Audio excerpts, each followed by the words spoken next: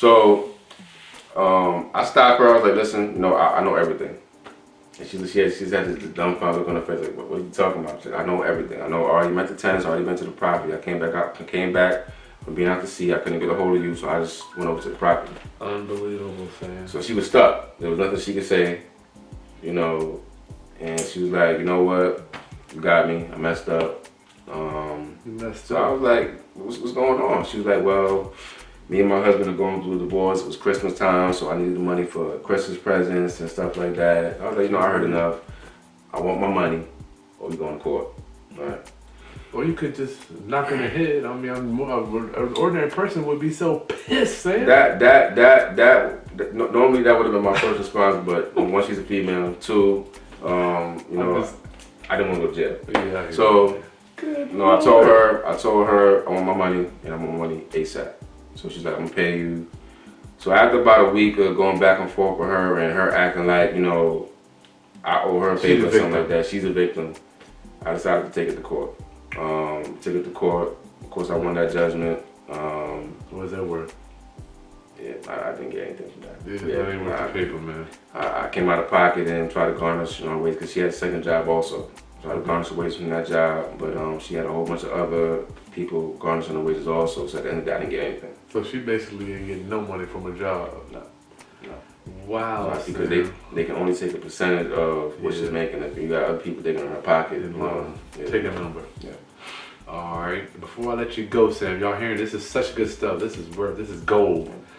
So the house is now vacant. I know you told me. Go ahead. You had the people in there. They're still in there. Yeah. So you get the rent for January. Yeah, I get the rent for January, but the first 2 months, I didn't get that. Why not? Well, they gave her the money. I'm talking about from January on. No, after January, I got January's rent. I got that rent. All right. I got January, I got February. After February, they started to default on payments also. They started to pay late also. So I tried working deals out with them. They paid me half on the first, half on the 15th. Yeah, they never work. But that didn't go all too well. And the couple, the husband was a so-called bishop of church. And he's always walking around with his little collar device. They presented themselves to me as people of the church. They're the worst ones, my brother. Yeah. Fast forward, so you got them out. You had to evict them too. I had to take them to court. I had to evict them. They ended up paying me everything they owed. Okay. After they moved out. After they moved out, they ended up paying me everything they owed over a period of time. Good. But they were a headache moving out though, because at that point in time, the property management that was in place had all of the information, Social Security, where they work. I didn't have any of that, So once I tried to get that information from them on the way out, it was a no-go. The wife told me, she's like, well, if you ain't had that information by now, you ain't never gonna get it. She said, you ain't never gonna get it. That was gangster. I'm like, y'all supposed to be in the church, okay. So she don't want you to come out there and get that money. Nah. So, the judge gave them a certain amount of days to move out, which they exceeded. It's up to you to push it, really. Yeah. I didn't even go to the sheriff's office for them. Okay, they got out before. Well, they were still moving out about a day after the judge said they were supposed to get out of there. Okay. So I just waited until while they were moving, I guess they were taking their truck to go drop off some more stuff. I went over there, changed the lock so they couldn't get back in. Yeah. So they still had a whole bunch of bags in there. I changed the lock and I drove my behind back to Norfolk. They were blowing my phone up. We can't get into the house. I didn't care. Yeah. What'd you do? Throw the stuff away? Well, I came back to the house and later I searched through all of the belongings and found the information that I needed. Good for Social security numbers. Good for you. Job information. I had all that. Then I proceeded to throw this up on the curb, and they came back and they got it from the curb. They were pissed too. So the house is vacant now. Let's fast forward. So I'll get you out of here, man. We got to get on this computer. And then I decided to do property management on my own, which went all the way to the left also. So, I gotta get the story because is this the hot water heater? No, the hot water heater was in my friend's property. Oh, okay. That was the one that destroyed her floor. Okay. So go. Let's get through it. Sam, now you're doing your own property management. Sam, hit it. Go. Yeah, when I decided to do property management on my own, I didn't know anything, about property vetting tenants and checking court records and all up. When they flashed the money in front of my face, like, okay, they got the money to pay. They showed me some payment stubs. Okay, you guys can afford to move in. Yeah, then. My mentor used to call that trash with cash. Yeah. The lady told me that she was a Moor. She was Moor. So I'm not sure if that's familiar cool with that religion. Yeah. They don't have driver's license. They don't have driver's license. They don't have social security numbers. They don't have any of that. The travelers. Yeah, the travelers. So I pretty much was going on for the strength of her so-called husband, another one. Oh, he's a Moor too? No, he so-called husband. So-called he wasn't claiming to be a Moor, so he provided me with social security number, bank statement, and all that. He wasn't. Yeah, yeah. So this time around, I did find a better property management company because I was about to go out to sea also. Wow. And I told the property management company the first time they paid late, get them out of there. You scorned. And that's exactly what happened. They paid late, and the property management was able to successfully get them out there as soon as possible. Good. But when I came back from being out to sea, I heard, I found out the backstory from my tenants, from my neighbors, as to what was going on when I was gone. So they turned my property into a restaurant. The Morris wife told me that she had a restaurant in Newport News that's been closed down for months. I didn't know that until after I started doing my research. I thought you said she told you. No, she told me that it was open. Okay. But she didn't tell me that it was closed and that she was moving the restaurant into my house. Right. So I got my neighbors that are supposed to be my friends, going over to the house. The guy on the left, the old guy? The old guy on the left, getting food. He going there? Going there, getting breakfast in the morning. Right? They were throwing strip parties every weekend, shutting down the block. So they were getting money. But they couldn't, pay me on time. This is amazing. It's horrible. This is amazing. So that's 1, 2 property managers.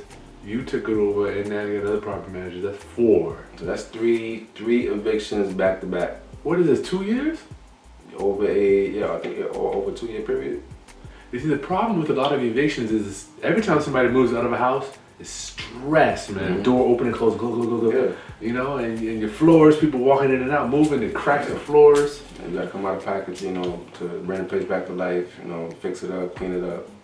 Wow, Sam. So that was back to back. I know you was feeling that. Now, how much do you estimate you lost dollar-wise with mortgage payments, repairs, and the like? Back and forth, travel time, gas. It gotta be upwards of maybe 20K. $20,000. Wow. Yeah. Y'all hear that? 20K on one property. This is on one property. I've been there, Sam.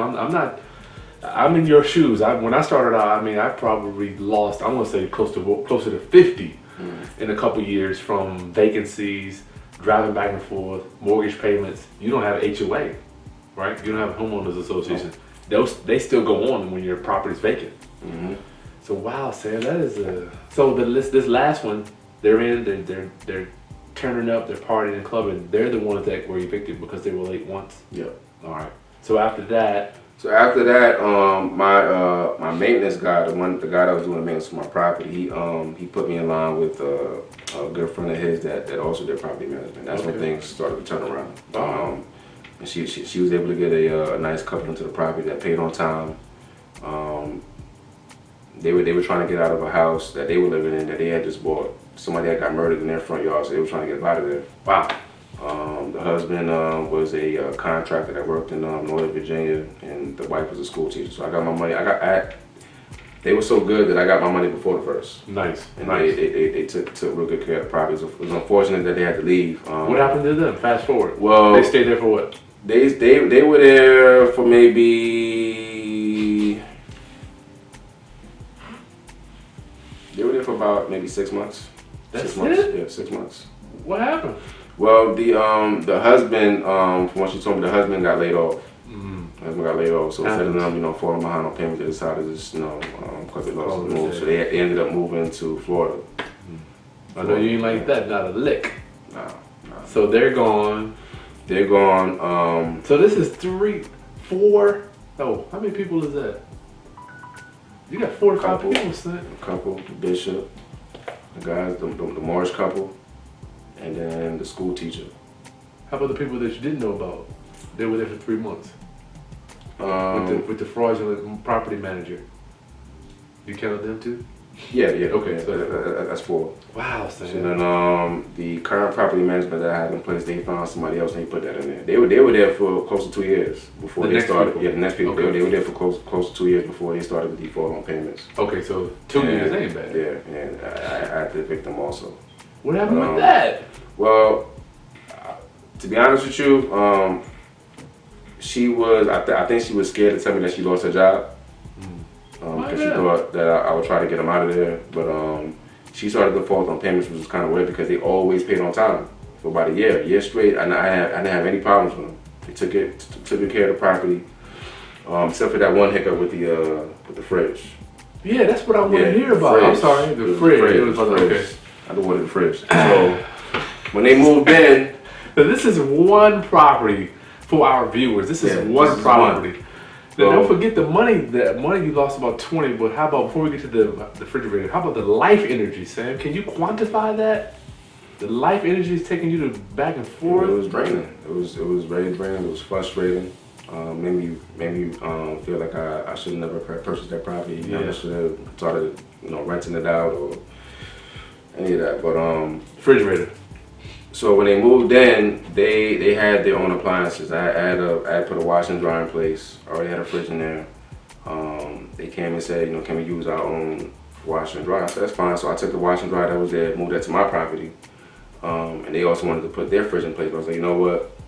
I don't have any place to put this fridge, just leave it in place.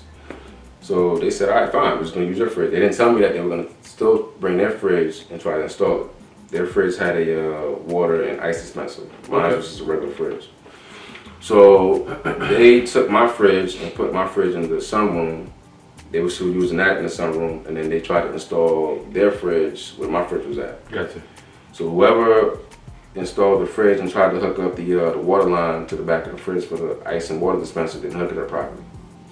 So it was leaking water for about close to 6 months. Okay. Before I got a call saying that I think we got a problem. I think a pipe busted. Because the floors are kind of spongy and the walls are kind of spongy. So, oh, my Lord. Yeah, that was it was like an $18,000 repair job. So the water was leaking onto the floor and under? Leaking onto the floor, the walls soaked it up. Oh my goodness. So they had to gut the whole kitchen out and redo the whole kitchen. Tell me how that transpired, because I know it's more to this story. I can't remember. What about the hotel relocation and Yeah. They had to move out and stay in a hotel for a little while, so I had to deduct the rent and stuff like that. So you paid for them? Oh, they paid for it. You just took it off the rent. Yeah, I just took it off the rent. And after that, it went downhill from there. They started paying late. I had to eat that $1,000 deductible. Oh, for the insurance? Yeah, for the insurance. So the insurance covered the repair of the $18,000 kitchen rehab. Yeah. So I got a brand new kitchen out of the deal. So I had to come out of pocket $1,000. That's still a claim on you though, right? Because they didn't have renter's insurance. That's a claim on your insurance? Yeah. Which is always bad. Yeah. So, well, they told me they had renter's insurance. But when I contacted Prudential, it wasn't the case. So fast forward 3-4 months later, I had to take him to court for non-payment. Oh, they stopped paying too. They stopped paying. She got laid off from her job and they didn't tell me. That's right, you said that. Yeah. And I finally found out from her boyfriend. Her boyfriend called me on Father's Day. I was like, yeah, she's having issues with the payment, this, that, and the third. She's gonna pay, but they never paid. So I ended up having that big done. Good gracious, Sam. You have really been through it with one house. Can you imagine times 10? Yeah. It'll definitely make you want to get your own moving company, go over there and move them out yourself. What are you going to recommend for our viewers, Sam? So they don't have to go through the same problem you did with property management, with your managing your own property or rental property. My advice would be to if you know what you're doing, if you're familiar with the process, do it yourself. But if you're not familiar with the process or you don't have time to stay on top of the tenants, hire a property manager. If you're gonna hire a property manager, make sure you vet that property manager also. What would you even ask, Sam? I mean, that to me, they're always just trying to, I don't know. Referral maybe? Yeah, referrals from other landlords that they're working with. Yeah. You can call the landlord and ask the landlord how their experience is with the current property management that's in place. Yeah. You can do stuff like that. I haven't met. I'm telling you, I've been around, but I haven't met one that I would say, hey, call them up. They're okay. Yeah, I mean, because you gotta understand, that's not their property. Yeah. They're just there to babysit and collect payment. Collect the check. They're not gonna treat the property like it's their property. They won't. Well, no, Sam. Nobody's gonna treat your house. I always tell my coaching clients, including you, nobody cares about your house more than you. Nobody. Yeah.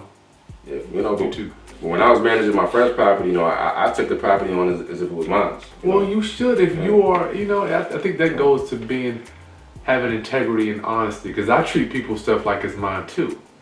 I don't know what it is. Maybe it's a numbers thing. If you got too many, if you got 50 properties, I don't know if you can do that. Yeah, that's true. That's true. Is that all you want to say for our viewers? Yeah, that's my horror stories. Well, Sam, thank you so much. I know I took a lot of your time for our viewers. Sam Coker, one of my coaching clients, doing big things in the Tidewater area. Wonderful guy when the military. And let me see the back of your coat there, Sam. Before you get out of here. Look at that. Come over here a little bit. Look at this, guys. Looks real. Like this is how you do business. Yeah, you gotta always market yourself. Constantly marketing. Always be closing. Constantly marketing. Whether you're closing a deal or closing somebody, it don't have to be closing. Doesn't have to be a deal. You can close people, gaining a new friend, gaining a new seller, a new business associate. ABC. All right, Sam. Thank you, Chris. Pleasure. Talk to you soon. Yep. All right, guys. Subscribe to my channel below. This thing's gonna break my back. Sam wants me to get a lighter one. Like the content, and I'll see you next time. And thank you for watching when real estate deals go bad.